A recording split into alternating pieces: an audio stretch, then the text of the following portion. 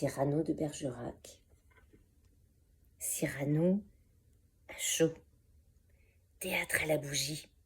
Épisode 2.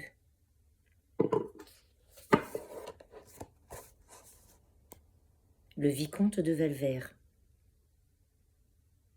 Personne ? Attendez. Je vais lui lancer un de ces traits. Il s'avance vers Cyrano qui l'observe et se campant devant lui d'un air fat. Vous avez un nez très grand, très... Ah ah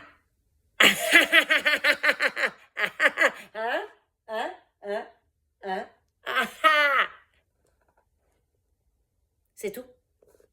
Mais... Ah non.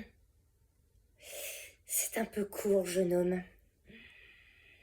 On pouvait dire bien des choses en somme, et en variant le ton. Par exemple, tenez, agressif. Moi, monsieur, si j'avais un tel nez, il faudrait sur le champ que je me l'amputasse. Amical. Mais il doit tremper dans votre tasse. Pour boire, faites-vous fabriquer un nappe. Descriptif.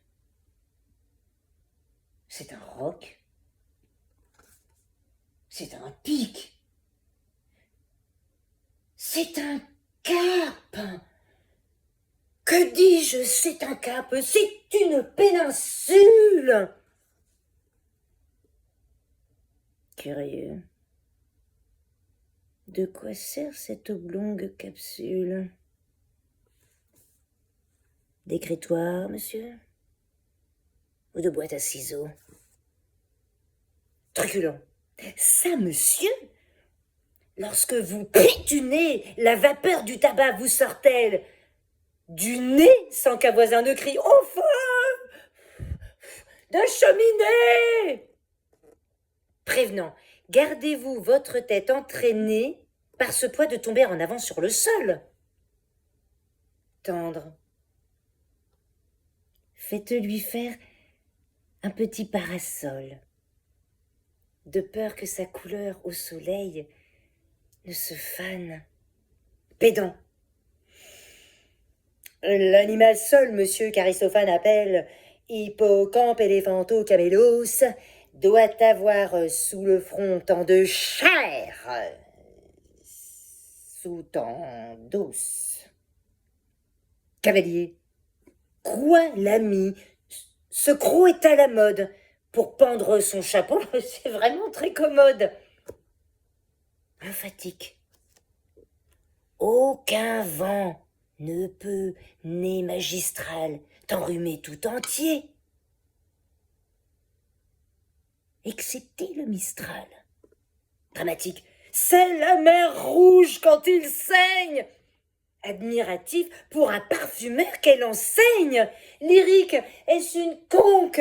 Êtes-vous un triton? Naïf. Ce monument, quand le visite-t-on? Respectueux. Souffrez, monsieur, qu'on vous salue. C'est ce qui s'appelle avoir pignon sur rue. Campagnard. Regardez, c'est-y un nez, nana. C'est que navet géant ou bien que melon. Militaire, pointez contre cavalerie. Pratique. Voulez-vous le mettre en loterie? Assurément, monsieur, ce sera le gros lot. Enfin, parodiant Pyrame en un sanglot, le voilà donc ce nez qui des traits de son maître a détruit l'harmonie. Il en rougit, le traître. Voilà ce qu'à peu près vous, mon cher, vous m'auriez dit si vous aviez un peu de lettres et d'esprit. Mais d'esprit Ô le plus lamentable des êtres, vous n'en eûtes jamais un atome. Et de l'être,